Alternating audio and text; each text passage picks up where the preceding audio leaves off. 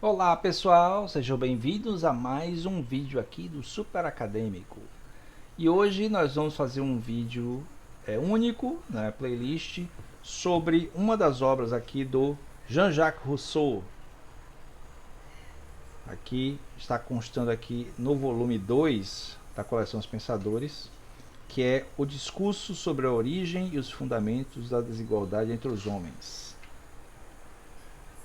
É uma obra que ele escreveu concorrendo a um prêmio, né,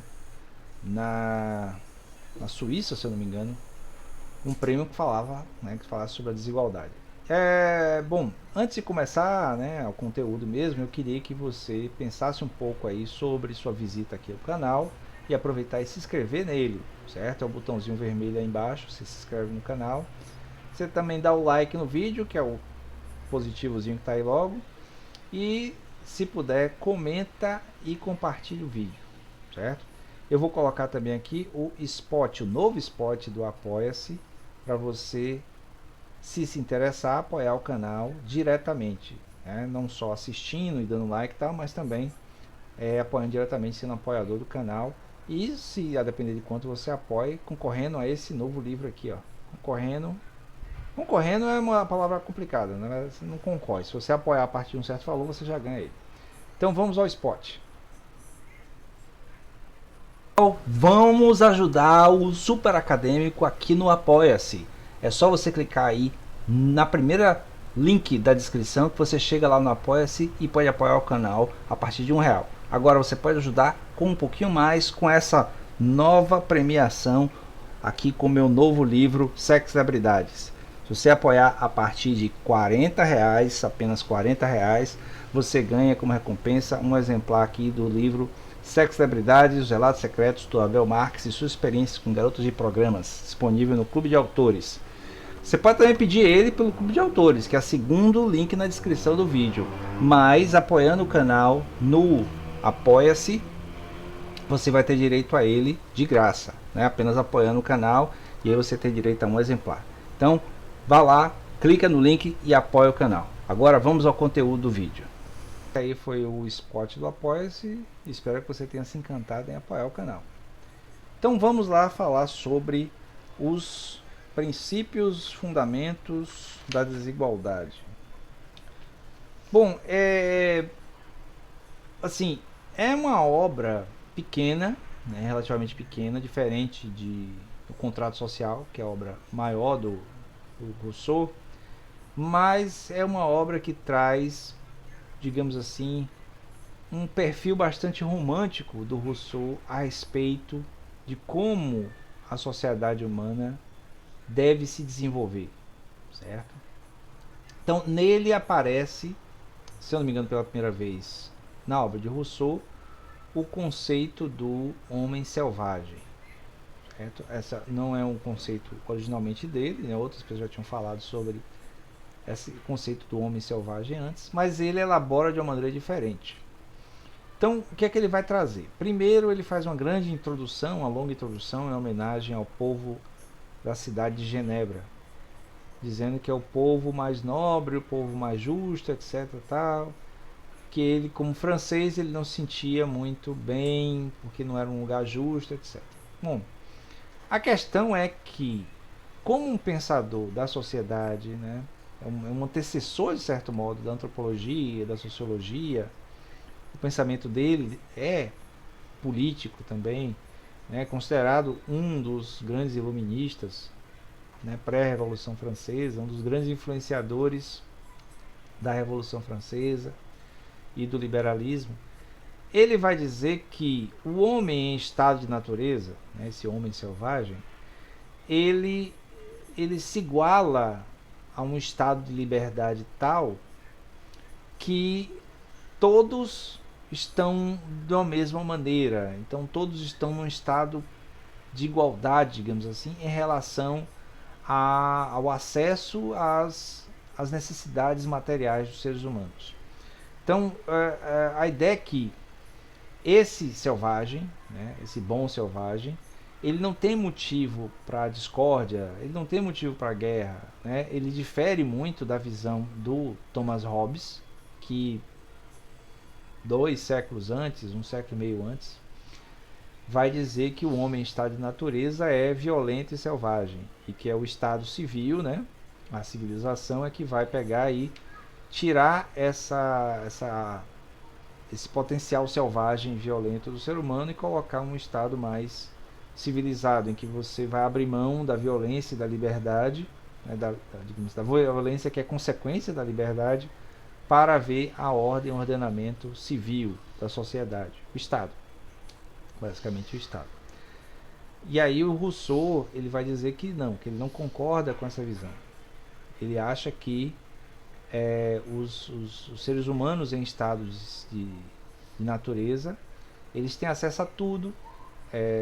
Ele faz uma relação curiosa, ele vai dizer que o homem em estado de natureza seria naturalmente herbívoro, né?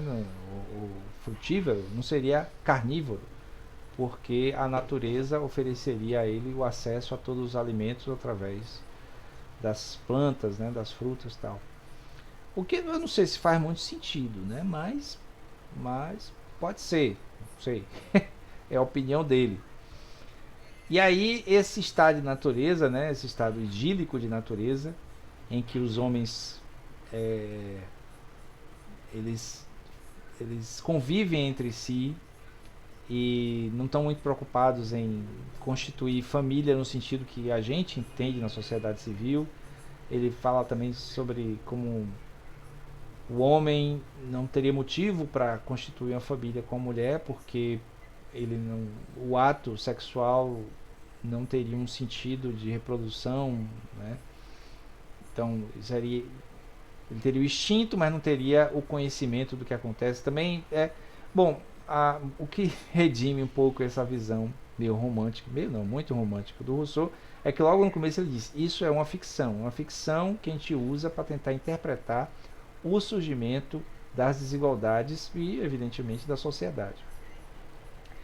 E aí ele vai dizer que esse estado aí de natureza, ele vai ser transformado, né, de maneira violenta, de certo modo, com o surgimento da propriedade. Certo? Então ele vai dizer que no momento em que os seres humanos começam a tomar posse de coisas que eram naturalmente coletivas, né, posse individual de coisas que eram naturalmente coletivas, é aí que começa as desigualdades. As desigualdades surgem a partir daí, porque alguns se sentem no poder, né, na capacidade de estar com posse de coisas que os outros não têm. Então esse direito de propriedade que ele vai dizer que o Locke chama de tão natural, digamos assim, o direito natural de propriedade, na verdade acaba sendo uma coisa conquistada violentamente, já que causa o ressentimento dos outros. Então, se um pega e cerca uma parte da terra e diz que é sua, os outros podem se ressentir dele.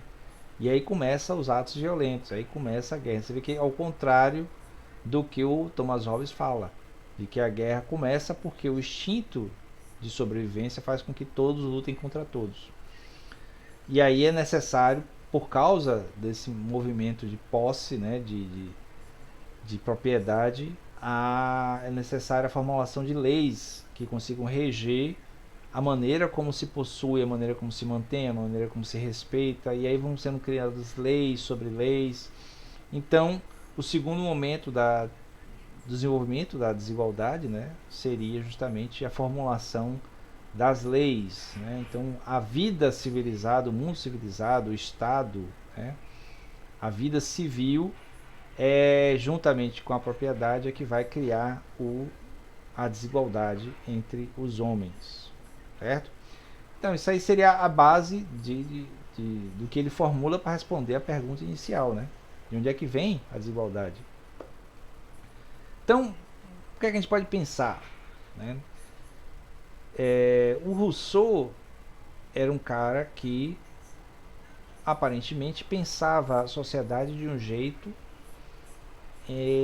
que aqueles que se sentiam lesados pela propriedade e pelo Estado se sentiam no direito de reclamar, se sentiam o direito de de exigir reparação.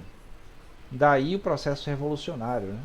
De certo modo, o estímulo ao processo revolucionário que levou à Revolução Francesa é um estímulo de ressentimento pelo fato de que a propriedade, né, os status relacionados com a propriedade estava com uma pequena parte, né, uma minoria da população, os nobres, e isso estimulou o ressentimento principalmente dos burgueses, né, que estavam em ascensão e aí tinham um processo de busca de afirmação em relação a esse grupo que anteriormente era hegemônico nas ideias, seria a nobreza.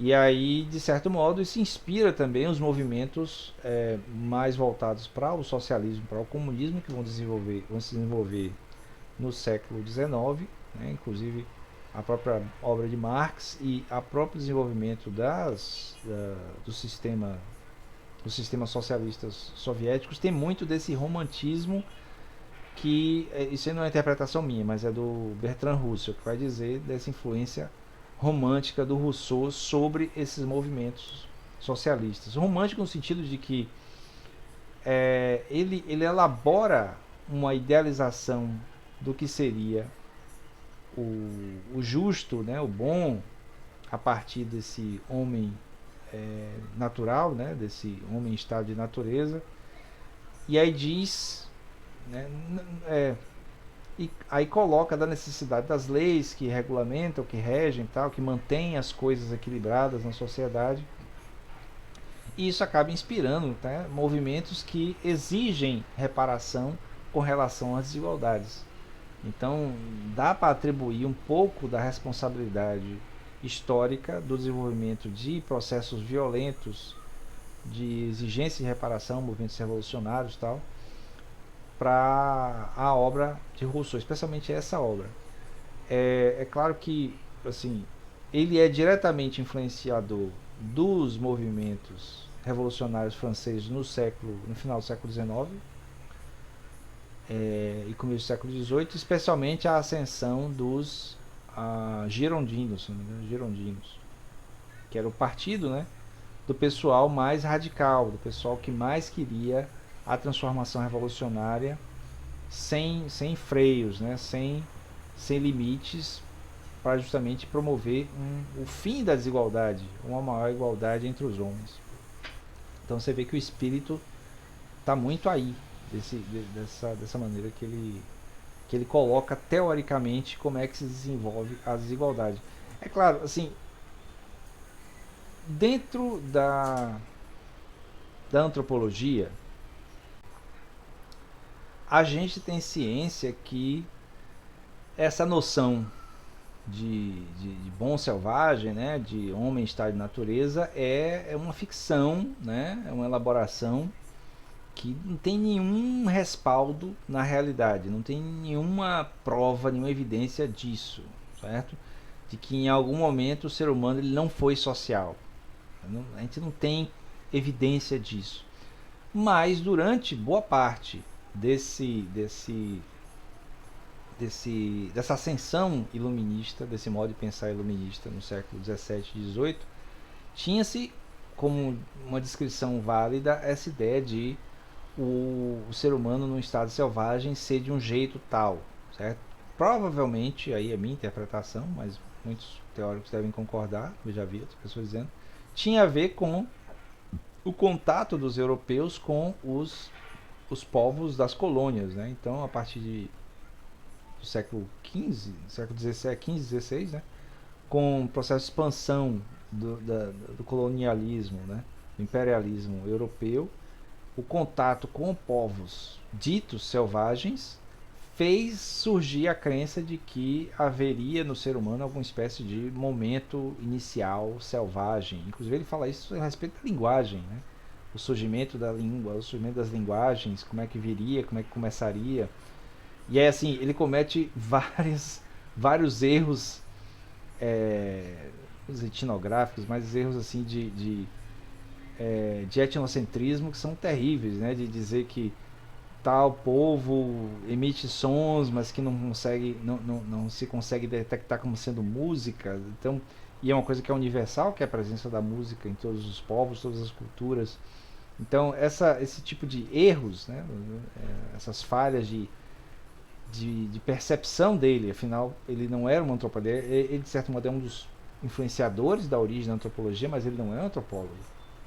Ele inclusive fala que muitos dos viajantes e administradores e missionários que viajavam para esses outros lugares com outros povos tão diferentes traziam descrições, mas eram, sim, eram sempre descrições que eram do ponto de vista de quem está chegando lá, né? Então, do ponto de vista do europeu, chegar num lugar onde as pessoas são assim, assim assado de um certo modo, é considerado selvageria, enquanto o civilizado são eles. Então, hoje em dia a gente sabe que isso não faz sentido, né? Todos os povos são civilizados, porque todos os povos têm cultura, todos os povos têm regras, todos os povos têm maneiras de existir que não são naturais, são construídas dentro do próprio sistema social, certo?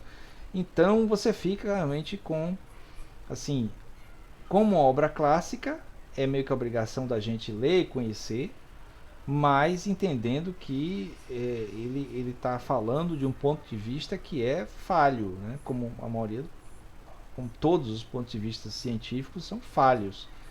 E aí é bem datado os processos de falhas dele, mas a gente também tem que reconhecer a influência da obra na construção de uma série de crenças, né, de modelos que persistem de certo modo até hoje, certo? Então, essa foi minha interpretação e comentários da obra do Rousseau, Discursos sobre a Origem e os Fundamentos da Desigualdade entre os Homens, certo? Eu recomendo a leitura. Tem audiolivro, aqui no YouTube mesmo você pode achar audiolivro dessa obra. E aí você pode, ao invés de ler de fato, você pode ler ouvindo, né? Que também é válido. Eu já fiz comentários de audiolivros aqui no canal Super Acadêmico. E, é bem interessante também, certo? Eu continuo, inclusive, ouvindo audiolivros.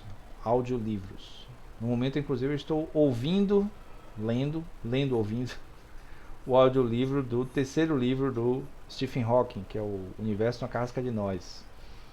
Aí eu não sei se eu faço vídeo sobre, porque é muito temerário, já que é uma coisa que eu não domino. Então, vou ficando por aqui. Espero que vocês tenham gostado, curtido o vídeo, dê um like no canal, né? Não, dê um like no vídeo, né? Curtam o vídeo, se inscrevam no canal, comentem o vídeo e compartilhem também para pessoas interessadas. E dê uma olhada no Apoia-se, é o primeiro link aí da descrição do vídeo. Você pode apoiar o canal. E pode também pedir o seu livro Sexo e Habilidades, que esse aqui eu vou colocar o link aqui. Não, aqui, bem aqui. Vou colocar aqui o cardzinho dele e no final um card bem grande para você pedir o seu. Até o próximo vídeo.